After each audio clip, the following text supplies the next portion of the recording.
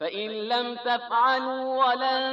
تفعلوا فاتقوا النار التي وقودها الناس والحجارة أعدت للكافرين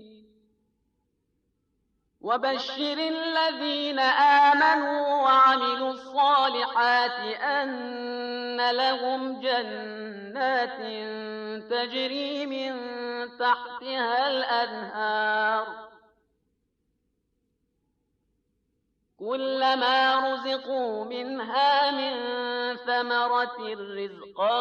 قالوا هذا الذي رزقنا من قبل وأتوا به متشابها ولهم فيها أزواج مطهرة وهم فيها خالدون إن الله لا يستحيي أن يضرب مثلا ما بعوضة فما فوقها فأما الذين آمنوا فيعلمون أنه الحق من ربهم وأما الذين كفروا فيقولون ماذا أراد الله بهذا مثلا يضل به كثيرا ويهدي به كثيرا وما يضل به إلا الفاسقين الذين ينقضون عهد الله من بعد ميثاقه ويقطعون ما أمر الله به أن يوصل ويفسدون في الأرض أولئك هم الخاسرون كيف تكفرون بالله وكنتم أمواتا فأحياكم ثم يميتكم ثم يحييكم ثم إليه ترجعون هو الذي خلق لكم ما في الأرض جميعا ثم استوى إلى السماء فسواهن 7 سماوات وهو بكل شيء عليم. اعوذ باللہ من الشیطان الرجیم. بسم اللہ الرحمن الرحیم. الحمد للہ رب العالمین والصلاة والسلام علی اشرف الانبیاء والمرسلین واہل بیتہ الطیبین الطاہرین. اما بعد. سورہ مبارکہ بقرہ آیت نمبر 24 سے 29 24 to 29. آیت نمبر 23 میں ہم اس بات کو پڑھ چکے کہ پروردگار عالم نے چیلنج کیا اور قرآن مجید کے حوالے سے کہ اگر کسی کو کوئی شک ہے تو وہ میدان میں آئے اور جس کو مدد کے لیے بلانا ہے بلا لے اور اس جیسا ایک سورہ بنا کر لے آئے. پھر اس کے بعد ظاہر ہے کہ پروردگار عالم کی طرف سے یہ توبیخ تھی کہ اگر ایسا نہیں کر سکتے اور ہرگز ایسا نہ کر سکو گے تو پھر ڈرو اس آگ سے کہ جس کا ایندھن انسانوں نے بننا ہے اور پتھروں نے بننا ہے اور جو کافروں کے لیے تیار اور آمادہ ہے. اب اس کے بعد ایک سائملٹینیس کانٹراسٹ ہے جو آیت نمبر 25 کے اندر ہمیں نظر آتا ہے کہ یہ تو جھٹلانے والوں کا معاملہ ہو گیا، تو پھر وہ جو ایمان لے آئے ان کا معاملہ کیا ہوگا. وہاں پر ایک اور شرط کا اضافہ کیا گیا کہ اگر یہ ایمان لانے والے اعمال صالحہ بھی انجام دیں، یعنی جو ایمان کا عملی تقاضا ہے اس کو بھی وہ پورا کریں، یہ صرف ان کا ایمان نمائشی نہ ہو، تو پھر ان کے لیے بشارت ہے اور خوشخبری ہے کہ ان کو وہ باغات دیے جائیں گے، وہ جنت دی جائے گی کہ جس کے نیچے نہریں بہہ رہی ہیں. یہ نہروں کا بہنا ایک تو اس کے ایور گرین ہونے کو بتاتا ہے کہ وہاں پر پژمردگی نہیں ہے، خزاں کا موسم نہیں ہے، بلکہ ہمیشہ پانی کی فراوانی ہے اور اس سے ہمیشہ ان کے سبزے کے اندر ایک دوام ہوگا. دوسری بات یہ بھی ہے کہ باغات کا ایک واضح مطلب درخت ہے، تو درختوں کے نیچے جو پانی جاری ہوگا تو وہ اگرچہ زمین کے اوپر ہو مگر اس کو جب تحت حل انہار کہا جائے گا، تحت سے مراد ان درختوں کے نیچے اس پانی کا انتظام مستقل ہوگا۔ پھر وہاں کی جو کیفیت ہے اس کو سمجھایا گیا کہ جب بھی وہاں پر ان کے سامنے کوئی پھل پیش کیا جائے گا تو وہ کہیں گے کہ یہ تو ہمیں پہلے بھی دیا گیا تھا۔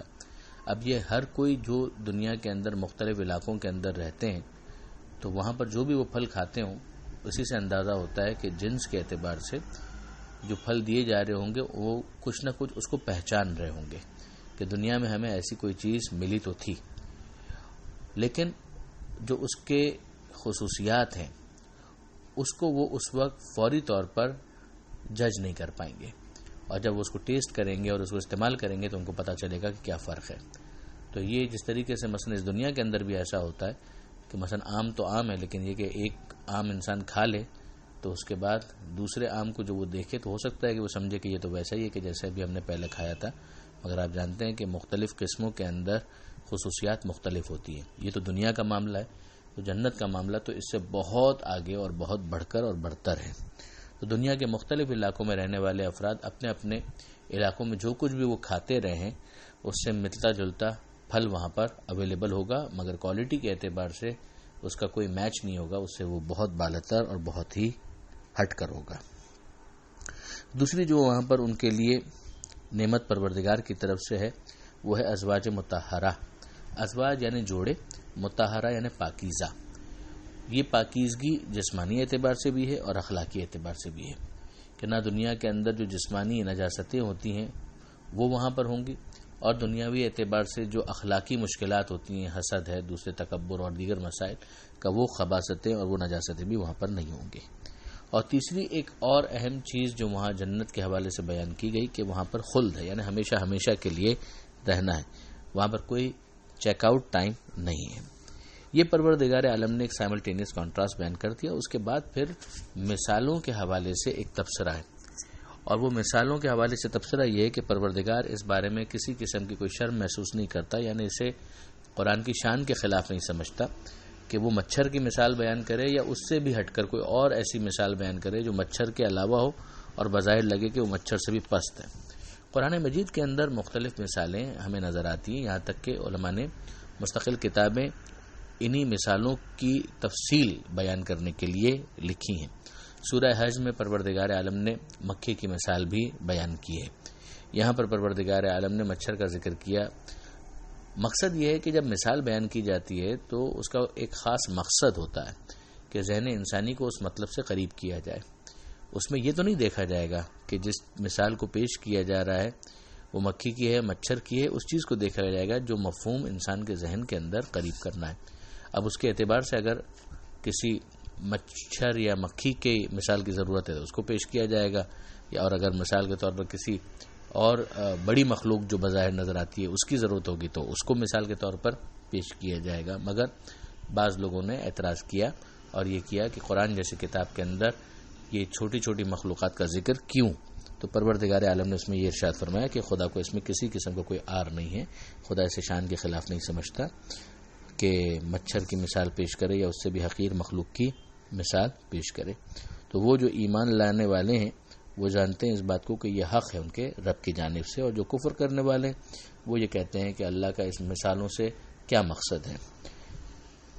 پھر تبصرہ ہے اس کے اوپر کہ بہت سے وہ ہیں کہ جن کو انہی مثالوں کے ذریعے سے گمراہ کرتا ہے اور بہت سوں کو ہدایت دیتا ہے، مگر گمراہ جن کو کرتا ہے وہ کون ہے؟ جو فاسق ہیں، جو بد اعمال ہیں۔